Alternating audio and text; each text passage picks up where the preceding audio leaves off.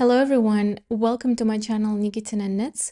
My name is Evgenia, and in this video I would love to speak about some new knitting patterns that were released in April of 2025. I don't know what's up with this month, but so many new designs were released and I had to take my time to squeeze in the list to decide what I really want to speak about. So every single pattern you're about to see is my personal preference, my personal style, and of course if I would have a lot of time I would need every single one of them for my wardrobe. As usually, I will briefly speak about the construction, how the item is knit, and the yarn, the recommended yarn by designer, and my personal opinion about it. Would I go with that yarn or would I go with something else? So maybe you could not only discover new patterns for yourself, but also some interesting yarns to use in the future. The first pattern I was waiting for so long to be released, since I saw first samples on the Instagram, how the designer was developing it, is Jean Cardigan by Johanna and Gehrisch, or also known as Kolibri by Johanna. And this cardigan just simply stole my heart. It is so feminine, so gentle, and the first detail that really caught my eye is this contrast between the very dense button band and a lace pattern itself. Plus the buttons that are covered also with knit fabric really took my attention. Also it's a bit cropped and it features very beautiful balloon sleeves. I'm not a big fan of balloon sleeves, but specifically in this cardigan they look really on point and I think I would go with that option. I think this cardigan could be perfect for any occasion and it's really worth knitting because you can wear it both in everyday wear, just simply going for a walk in the evening, or going for a date or for the concert in Philharmonic, because it does look very luxurious. So in this cardigan we see this beautiful lace wave pattern motif. The lace pattern basically changes between gather stitch stripes and lace stitch stripes, and I think if you would like to make it colorful you can definitely do that. For example, the gather stitch could be one color and the lace pattern could be a different color.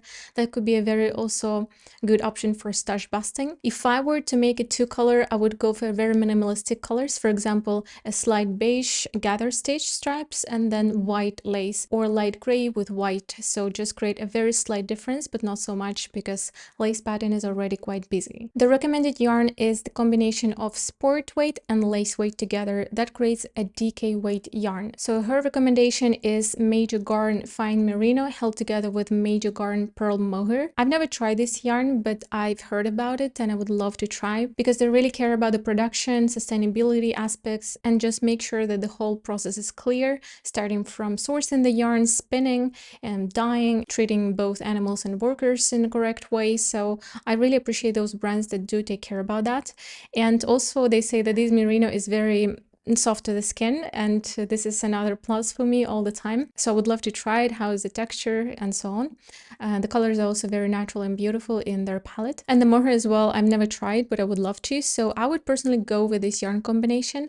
But if you don't have an access to this yarn or it's hard to buy and you would like to look for an alternative, I would maybe recommend Filcolana Tilia held together with Filcolana Pernilla. So it has the same exact meterage and I'm sure it's going to be quite easy to achieve the gauge. Filcolana Pernilla is 100% Peruvian Highland wool. It is known to be very lightweight yarn and I've touched this yarn in real life. It is not scratchy at all towards the skin. It just feels a little bit dry, not like flexible merino. It's just a bit dry, but it's very nice towards the skin. And it's also not so expensive, so I think it's a perfect alternative for this yarn option. So now the construction, it is a top-down raglan, a very simple construction, and I'm so happy when designers pick up some complicated looking design, and I think they do put their effort into making it simple and even available for beginners. That's quite nice because in the end of the day we want a stress-free pattern, and when it comes to lace, a lot of people, including myself, are just simply afraid to knit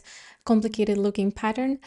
In this case I think it should be very stress-free. So you basically cast on stitches for the back neck and then you're doing back and forth while increasing already for the raglans. You have 4 raglan lines, 2 in the front and 2 in the back, so you're knitting back and forth while forming also this v-neck with increases.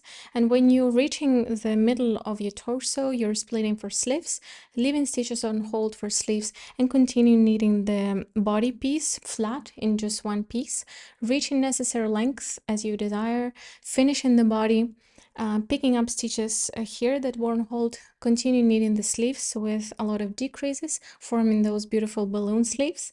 closing the sleeves. And after that, you start to knit double knit button bands separately, also forming holes for the buttons and already doing the whole arrangement of the button band to then attach the buttons, to then cover them up with this beautiful knit fabric that adds a lot of coziness to the cardigan itself. The whole cardigan is knit on 4mm needles with 22 stitches and 34 rows per 10 centimeters in a lace pattern. When I think about this cardigan, I just want to smile. I don't know how to explain these emotions. It's just so beautiful, so feminine, and I just wish I could knit this pattern very soon, but I have a few more objects on my needles that needs to be finished. The next pattern is Saharan Sweater by CocoAmour Knitwear. At first it may look like another basic sweater that we've seen so many times already from many different designers. So what makes this design different from others is the effort that was put in the fit, in the construction, that ensures a very comfortable wear that doesn't pull anything from anywhere, that wears enough space for your bust, wears sleeve shaping, and so I'm going to speak about the construction a bit later. Also, I think it's very comfortable to wear with a jacket because the armhole is not so deep. It still has some space for you to not sweat into your sweater, but it's quite comfortable because you can put the jacket or the coat and feel quite comfortable without, you know, collecting fabric here under your arm. What also I like about this design is this very beautiful rounded feminine neckline. While it's a very basic sweater, it doesn't choke you at the neck, and it's just in a very perfectly rounded shape that is quite hard to make sometimes in the patterns. By the way, there is also a v-neck version of this sweater that should be already also released. I'm in love with this crew neck option. It doesn't recommend a ton of positive ease, but there is some freedom along your bust. I guess it's between 6 and 12 centimeters of positive ease, depending on your choice. I prefer the positive ease of 7 centimeters, but also you need to make sure that the arms are not going to be too tight when choosing the sizing, because in this design, as we can see, the arms, the sleeves are not on a very tight side, but they're tighter than, you know, regular oversized sweaters that we're used to. Luckily, this designer gives you the upper arm circumference, so you can measure your arm around here in the widest part and then decide which size to pick up, which is extremely helpful, and I wish every designer would do that when releasing a pattern. So the recommended yarn is light fingering plus lace together, which is very nice and lightweight, also very suitable for spring and early autumn, and also for the regions where the winter is not so fierce. For example, here in Spain where I live, or just Southern Europe, you can wear this sweater through the entire year. The stitch gauge is 21 stitches and 28 rows per 10 centimeters, knit on 4mm needles, and the recommended yarn is Sizzler Rigid Single Merino, which is a 100% merino wool hand dyed that has 400 meters per 100 grams, and it also combined with the mohair from the same brand. I didn't even check because this is a hand dyed yarn. I usually don't go with hand dyed yarns because you have to alternate skins to avoid pulling of the paint, and that just adds additional complexity, and it also very costly and sometimes hard to get. So that's why I wouldn't go with the recommended yarn. However, I think it's beautiful yarn. There's very beautiful colors. I've seen some samples knit in this yarn, but I would go with something else. There is a yarn that I really want to try for a long time. It is West Yorkshire Spinners Exquisite. So there's two options, lace weight and light fingering weight.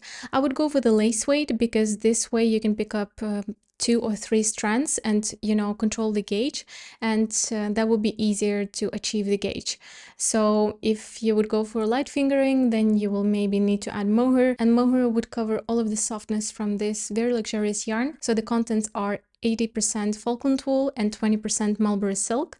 I've touched this swatch in the yarn shop in France, and oh my god, it was so soft, so beautiful, so lightweight, and of course I would like the entire garment in such yarn. The colors are also very beautiful. The construction is knit top down. It is a drop shoulder, and you start at the back panel knitting back and forth the trapezoid shape. After that, you're picking up stitches at the right side and the left side and knitting them one by one, doing some short rows on the shoulders to ensure some shaping, and I could not see where exactly you do those short rows, but that's very nice. Shaping is always good in my opinion. And also you're doing increases for the neckline. Then you're doing the same for the left side, and when you're done increasing for the neckline, you're connecting this front panel together by casting on additional stitches, and you're knitting flat to the entire front panel to necessary length. There's also an armhole shaping, which I always appreciate.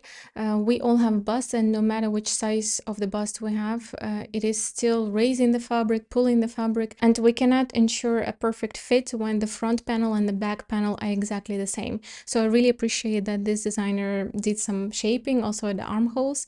So you're connecting two panels, back and front, and knitting the whole body in the round down to desired length.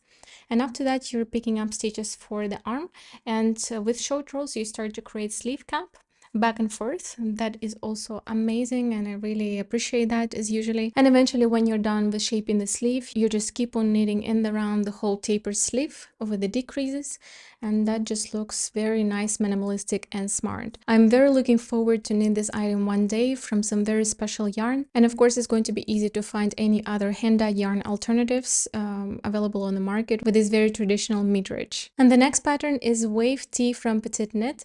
Surprisingly, I'm speaking about PetiteKnit in my pattern roundup for the first time ever, because of course it's a very popular designer, and if she releases a new pattern, you guys are all going to know. And for some reason I didn't feel like knitting any of her new designs that she was releasing. It was just not necessarily my style, but when she released this Wave Tee pattern, I really fell in love with, and I found it very attractive, and of course I would love to knit that. So let's speak about it. It's supposed to be a boat neck summer tee, and that doesn't have very oversized fit, and also could be knitted with a long sleeve version.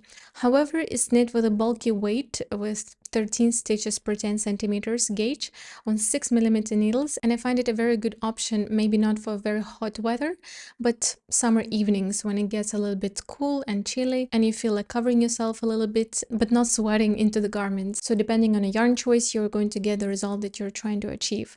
In my case, I think I would need both options, the summer version and the winter version or autumn version, because it has the boat neck, and since it's very exposed, it's not very suitable for winter in my opinion.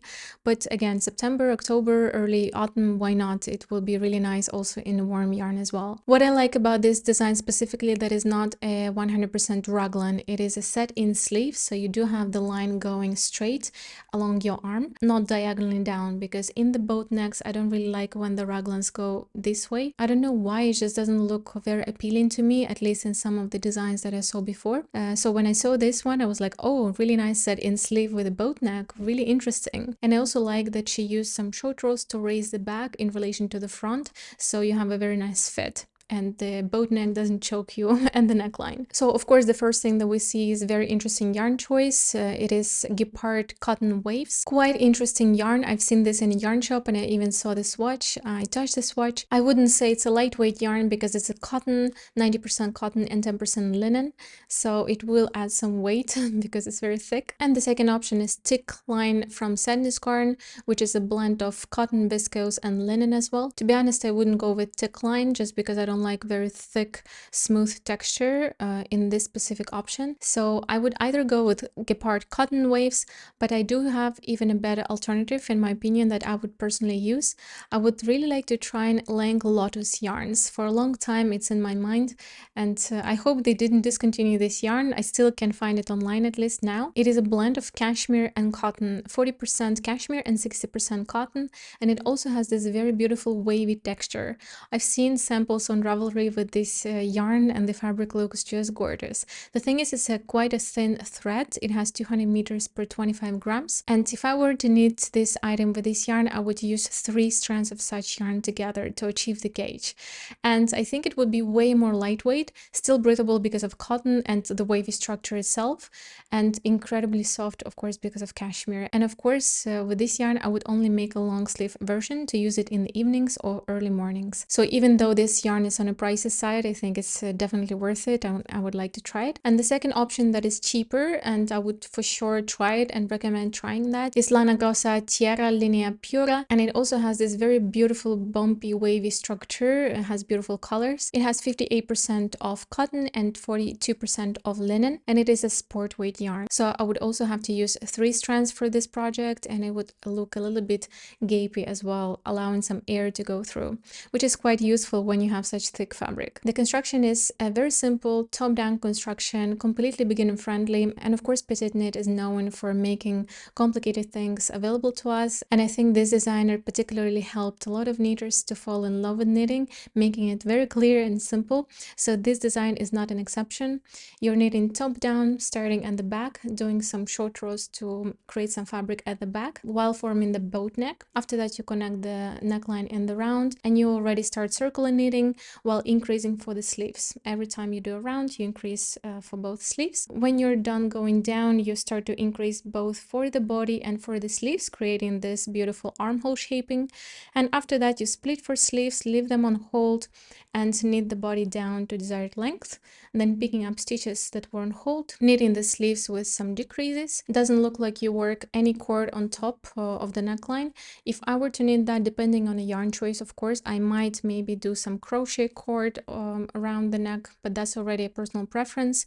There's tons of YouTube tutorials at your choice, but I think in her sample she doesn't use any edging for the neck, which looks very nice in these yarns options that she recommends. So very beautiful, simple pattern that hopefully I can knit one day for my wardrobe. The next one is Four Seasons Camisole by Celine Feyten, and until I saw this camisole, I was afraid to knit any of them because you spend quite a lot of effort and you have a lot of complications when knitting it and wearing it.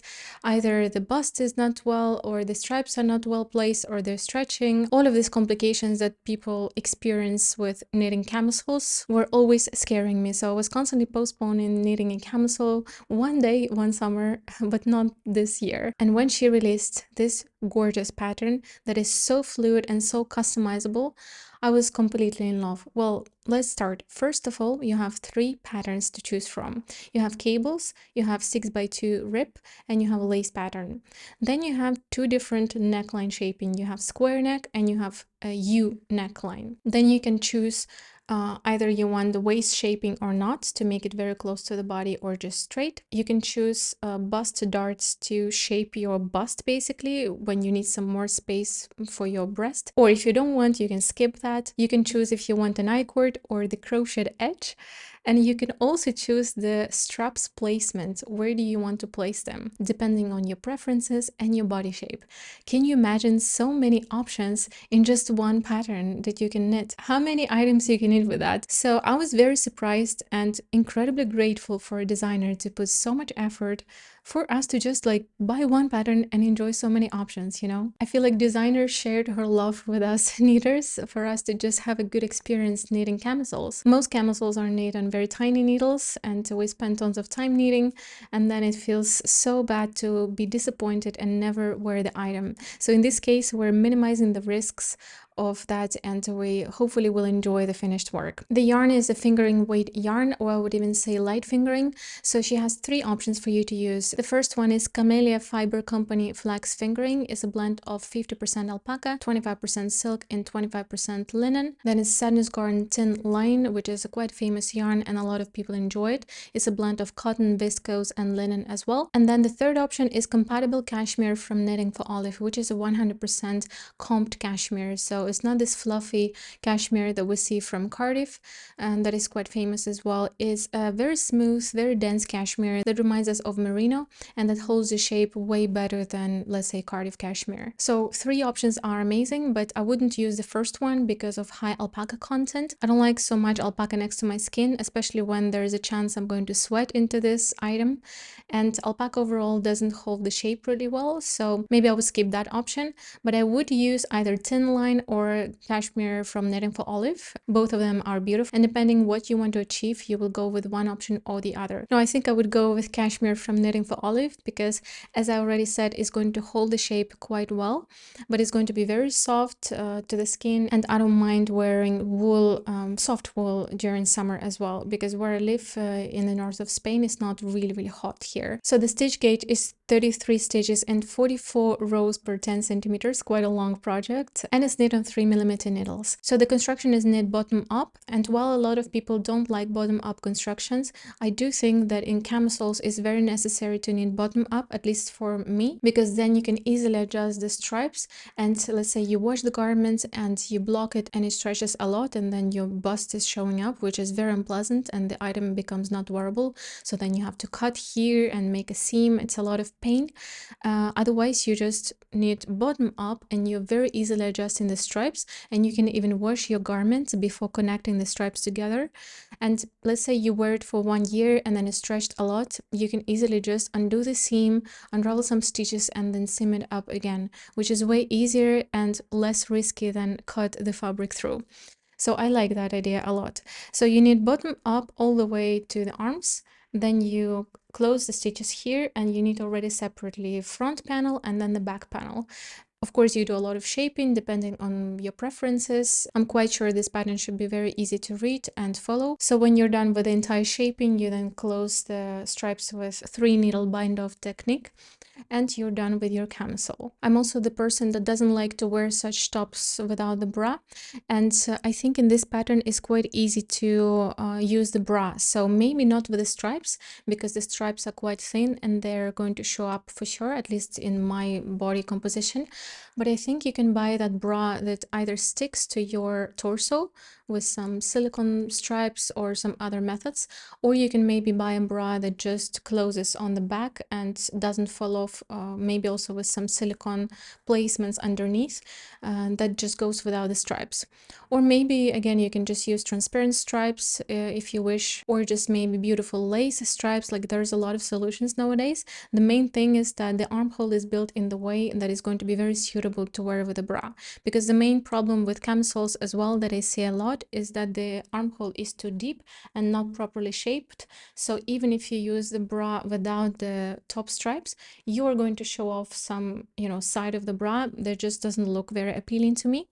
And in this case, I think we shouldn't have that problem, which is very nice. The next one is Tuileries Cardigan by Soumine Kim, or Knits pour moi. This is a Korean designer that lives in France, and this is one of my favorite designers. She has a Tuileries polo, which is insane pattern that I do recommend checking out, and I spoke about that polo in my pattern roundup of Korean summer knitting pattern. It's a very new video that is on my channel. I'm going to leave the link to that video in the description box. Check it out. And now she released a cardigan that has a very similar pattern stitch repeat. So this is a slightly oversized, very free, very breathable cardigan that is perfect both for spring, for summer, and early autumn. Depending on the yarn that you choose, you can have either a very, very cool, breathable summer cardigan that you can even sweat with, or you can choose a bit more cozy, a bit more warm yarn to warm up yourself in cozy evenings during summer or spring. It is a very relaxed drop shoulder that has a very deep v-neck line, and the seam for the cardigan is not placed on top, it is placed on the back. That is a very beautiful construction that I love. It also has cropped fit that you can tuck in the cardigan into your trousers or shorts or skirt if you wish. And also I think it will be very nice to just wear it open and maybe with some beautiful camisole or a simple white t-shirt. So while it's an all over lace pattern, I think it's very easy to repeat or maybe even remember, and it also knit with Aran weight yarn on 5mm needles. So the recommended yarn is Cardiff Cashmere Brushmery, which is a very thick, very fluffy thread that consists of 100% cashmere.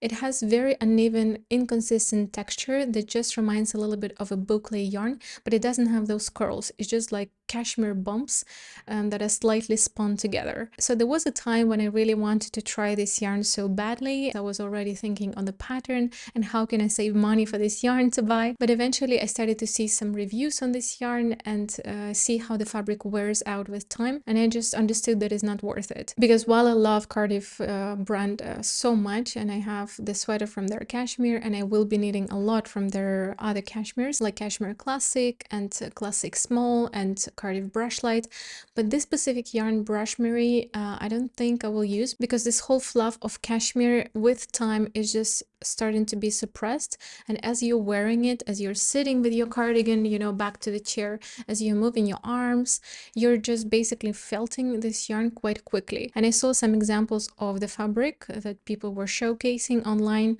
what happens to the fabric after prolonged use. I'm okay with that if that would be a bit cheaper yarn, but since this yarn is very expensive, I wouldn't go with this option. However, if you do have the budget and you're okay with not lasting this item in the most perfect way for many years, of course you can spend that and it will look just beautiful as the sample is. So in my case, I was substituted with a yarn that I already tried, and I have the entire cardigan knitted in that yarn.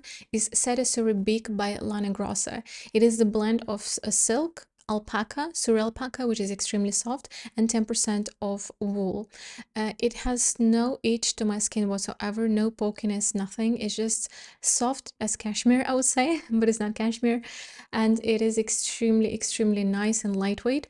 I'm wearing that cardigan all the time. I just was wearing it in my last video podcast, by the way. Check it out if you want. And I love that yarn. I have nothing bad to say about it. It is a bit pricey because it's sur alpaca, but it's worth it. It is also an Aran weight, and it also suitable for 5 and 5.5 millimeter needles. So I think it will suit this project perfectly. And regarding the construction of this cardigan, we have a top-down drop shoulder construction. Designer doesn't explain step by step how it's knit, but just based on the polo construction that she released last year, I can assume and guess how this construction works out. So my guess is that you start at the back panel, casting on stitches at the neck, and then starting going back and forth, increasing for the back panel, creating this trapezoid shape. After that, you're picking up stitches for the right side, knitting a front panel down with some increases for the neckline, doing the same for the left side. And then after you're done with that, you're connecting two panels and the back piece together, knitting everything flat to desired length. I would maybe knit it just a bit longer than mentioned in the pattern, then picking up stitches at the armhole and knitting everything down. I don't know if there are short rows at the armhole. I don't know if the plank for the cardigan, the bottom band, is knitted together with the garment or you knit it separately. So that we will only know after we open the pattern, but I can ensure you that the pattern is clear, and this designer has very good reputation online. So it's not like I can ensure you, right, because I have never knitted this pattern, but my guess is that it's quite clear and we can trust this designer and knit from her. She also says that the pattern is written and charted together, so depending on what you prefer, you can use that method, which is very comfortable. So it should go by quite quick with 16.5 stitches per 10 centimeters in pattern, and we can enjoy this beautiful cardigan during summer or upcoming autumn, early autumn. The next cardigan is so elegant, so beautiful. It reminds me of the vintage style from very old magazines. It's Kathy Cardigan by Rebecca Clow. This is a fitted quite next to the body cardigan, which is very much my style, and it has lace and cables combination. I've seen so many designs that have similar styles, and also Rebecca released before similar cardigans that had also lacy pattern. But something was always not enough for me. There was some details, or I don't know, some subconscious associations that just didn't let me start the project. And when I saw this one, I was like, that's it. I want this cardigan in very neutral light shade, maybe light beige or light gray, or not white, but something off-white could be very beautiful. You can tuck it in your jeans or just wear it open. Of course, it's suitable for summer with this beautiful lace pattern, and also now during spring and early autumn as well. So about yarn, it is Filcolana Pernilla combined with Filcolana Tilia.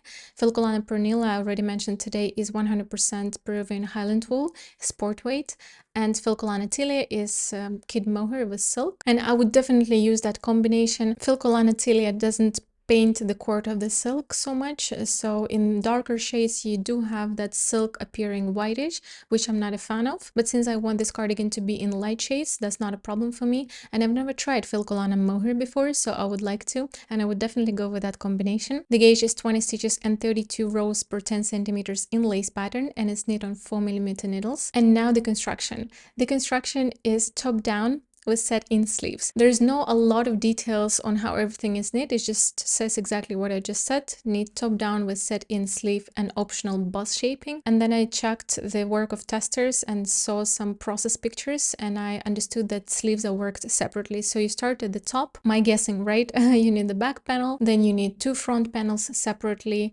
connecting body together, knitting the body down, and then picking up stitches along the armhole, doing short rows to make that sleeve cap, which is beautiful. Thank you. And then knitting the whole sleeves in the round with tapered decreases. And the main interesting part that it has optional bust darts, bust shaping. So with that option, you can allow yourself to have a very tight fit with some space for your bust. And even if you don't have a big breast, it's really nice to have some shaping anyways, to ensure that you have space here. Please let me know which pattern you picked into your favorites, and maybe you're even deciding to knit any of them. Let me know. I'm going to be enjoying reading that through. If you enjoy this video, I do suggest that you check my new March knitting patterns, similar video to this one, all of the knitting patterns that were released in March of 2025. I will be also leaving the link in the description box. Otherwise, I'm wishing you a beautiful end of the spring and beginning of summer. Thank you very much for watching and being here, and I'm hoping to see you soon in my next video.